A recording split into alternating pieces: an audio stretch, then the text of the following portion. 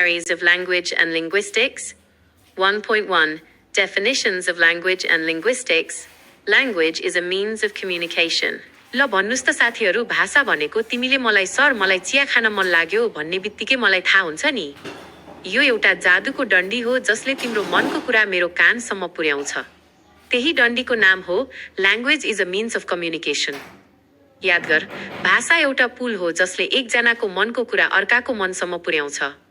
It is the system of communication in speech and writing used by the people of a particular country or area. यो डन्डी एउटा पुरा system हो। हामी नेपालीले बोल्ने लेख्ने नेपाली, तामाङले तामाङ, जापानीले जापानी। आफ्नो ठाउँको मान्छेले आफ्नै भाषा प्रयोग गर्छन्। यो सिस्टम बिना त हामी सबै लाटा हुन्थ्यौं। हरेक ठाउँको मान्छेको आफ्नै तरिका हुन्छ। भाषा त्यही तरिका हो जसलाई सबैले मान्नुपर्छ। It serves as a tool for sharing ideas, thoughts and feelings. सोच त, तिमीलाई माया लाग्यो, रिस उठ्यो, डर लाग्यो, यी सब कसरी अर्कालाई भन्ने? भाषा नै त्यो औजार हो। नत्र तिमीले हात जोडेर मुस्कुराउने मात्र गर्थ्यौ होला। जसरी हामीले कलमले लेख्छौं, त्यसरी नै हामी भाषाले मनका कुरा अरूलाई सुनाउँछौं। Scientifically, language is defined as a voluntary vocal system of human communication. वैज्ञानिकहरू भन्छन्, भाषा तिमीले आफ्नै इच्छाले, आफ्नै स्वरले बनाउने कुरा हो। कुकुरले भुक्छ तर ऊ चाहेर होइन, स्वतः आउँछ। तिमी चाहेर बोल्छौ, चाहेर चुप लाग्छौ, यो तिम्रो पावर हो।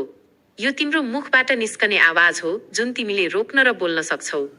In a broader sense, language is a structured system consisting of phonological, grammatical and semantic components. भाषा एउटा ठूलो लेगो सेट जस्तै हो। 3वटा ठूला बाकस छन्।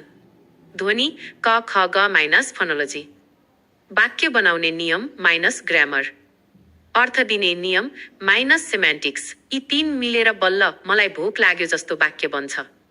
भाषा 3वटा ठूला नियम मिलेर बनेको छ जसलाई ध्वनि, नियम र अर्थ भनिन्छ। 1.2 Features and characteristics of language. Duality. Language operates at 2 levels. Sounds, phonology, and meaning, semantics. एउटा तहमा क, ट, प जस्ता साना साना बेकार आवाज छन्। तर यिनैलाई जोड्दा कटपट, पटकपट, कपाल बन्छ। यो 2 तले घर जस्तै हो, तल आवाज, माथि अर्थ। मज्जाको कुरा, एउटा अक्षरको एक्लै अर्थ हुँदैन, तर जोडेपछि बल्ल ठूलो अर्थ आउँछ। Productivity. Language allows speakers to create an infinite number of new sentences. तिमीले आजसम्म नसुनेको वाक्य पनि बनाउन सक्छौ। जस्तै, हिजो मेरो हात्तीले मोटरसाइकल कुदायो। यो वाक्य पहिले कसैले बनाएको थिएन, तर तिमीले बनायौ। भाषा कहिल्यै सकिँदैन। यो एउटा यस्तो मेसिन हो जसले जति पनि नयाँ शब्द र वाक्यहरू बनाउन सक्छ। Arbitrariness. There is no natural or inherent connection between the sound of a word and its meaning. पानी भन्दा पानीको स्वाद आउँदैन। कुकुर भन्दा कुकुर दौडेर आउँदैन। यो नाम त जुराइएको मात्र हो। फेरि भारतमा पानीलाई वाटर भन्छन्, कुनै सम्बन्ध छैन। हामीले कुनै चीजको नाम त्यसको आवाज सुनेर राखेका होइनौं, हामीले त आफ्नो मनखुसीले नाम दिएका हौं। Interchangeability. Any speaker can produce and understand the same messages. तिमीले जे भन्न सक्छौ, म पनि त्यही भन्न सक्छु। म केटीले बोल्ने कुरा केटाले पनि भन्न सक्छ, बच्चाले पनि। सबैले उही भाषा खेल्न सक्छन्। भाषाको खेलमा जो कोही पनि सहभागी हुन सक्छ, जसरी एउटै बलले सबैले खेल्न मिल्छ। Displacement. Language enables humans to talk about things that are not present in time or space. हामी यहाँ बसेर काठमाडौँको नेवार खाना, हिजोको सपना, भोलिको परीक्षा, कल्पनाको ड्रागनको पनि कुरा गर्न सक्छौं।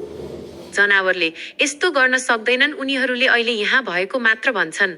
भाषा एउटा यस्तो जादु हो जसले हामीलाई समयमा पछि र अगाडि लैजान्छ, नभएको कुरा पनि गराउँछ। Specialization. Human vocal sounds are primarily used for communication. हाम्रो घाँटी मुख्य रूपमा बोल्नकै लागि हो। बिरालोले म्याउ गरेर क्षेत्र पनि देखाउँछ, तर हाम्रो 99% आवाज त कुरा गर्नकै लागि हो। हाम्रो मुखको मुख्य काम नै कुरा गर्नु हो। Expression of identity. Language reflects cultural, social, and regional identities. तिम्रो बोली सुन्दा थाहा हुन्छ तिमी काठमाडौँको हौ, खाना खायौ, पोखराको हौ, खाना खायौ नि, कि तराईको हौ, खाना खाए के? भाषाले तिम्रो ठेगाना बताउँछ। तपाई कुन ठाउँको मान्छे हो, त्यो तपाईको बोली सुन्दा थाहा हुन्छ। Cultural transmission. Language is not innate, but learned through social interaction.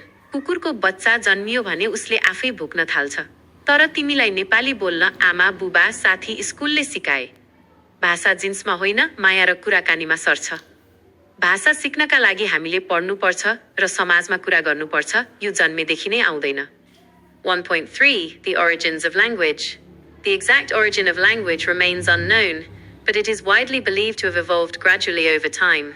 हामीलाई ठ्याक्कै थाहा छैन भाषा कहिले सुरु भयो, तर यो एक्कासी आएको होइन, बिस्तारै बिस्तारै लाखौं वर्षमा बनेको हो। जसरी एउटा सानो बिउबाट बिस्तारै बिस्तारै ठुलो रुख बन्छ, भाषा पनि त्यसरी नै बनेको हो। Divine source theory. This theory holds that language was a gift from a divine power or gods. केही मान्छे भन्छन् भगवानले नै भाषा दिएका हुन्। बाइबलमा लेखिएको छ, आदमलाई ईश्वरले बोल्न सिकाए। हिन्दू धर्ममा सरस्वती माताले भाषा दिएको भनिन्छ। यो विश्वास हो। यो सिद्धान्तले भाषालाई भगवानले दिएको उपहार मान्छ। Natural sound source. Onomatopoeia-based theories. Early humans imitated sounds from their environment. पुराना मान्छेले वरिपरि सुनेका आवाज नक्कल गरे। बोवाउ थ्योरी, कुकुर बुकबुक, पानी छ्यापछ्याप, त्यहीबाट शब्द बने। स्प्ल्याश ब्याङ बज। पोपो थ्योरी दुख्यो भने आ उफ ओए, भावनाको आवाजबाट शब्द बने। यो हे हो थ्योरी, गुफामा सबै मिलेर ढुङ्गा उचाल्दा यो हे हो भने जस्तो त्यहीबाट बोली बने। टाटा थ्योरी, हातले इसारा गर्दा जिब्रो पनि त्यस्तै हल्लियो बोली बन्न पुग्यो। जसरी हामी घन्टीको आवाजलाई टिङ भन्छौं, यो सिद्धान्तले पनि प्रकृतिबाट आवाज लिएर भाषा बन्यो भन्छ। Oral gesture source. Language evolved from physical gestures and mouth movements. पहिला हातले यो ल्याउ भनेर हातले देखाउँथे। पछि हातको साटो जिब्रो र ओठले त्यही इसारा गर्न थाले अनि बोली बन्न पुग्यो। हातले देखाउने इसारा पछि मुखमा सरेर बोली बन्यो। Psychological/cognitive adaptation theory. Language emerged gradually as a result of cognitive and social development. मान्छेको दिमाग ठुलो भयो, सोच्ने शक्ति बढ्यो, साथी समाज बन्यो, त्यही क्रममा भाषा पनि बनेको हो। जब मान्छे बुद्धिमानी भयो, तब उसलाई कुरा गर्न भाषा चाहियो।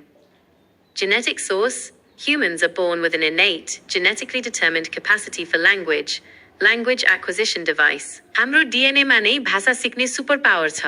त्यही भएर जुन देशमा बच्चा जन्मियो, त्यही भाषा सजिलै सिक्छ। यो जन्मजात गिफ्ट हो। जन्मने बित्तिकै तपाईको दिमागमा एउटा भाषा सिक्ने प्रोग्राम इन्स्टल भएर आएको हुन्छ। हो मेरो रकस्टार विद्यार्थीहरू, यो पूरा युनिट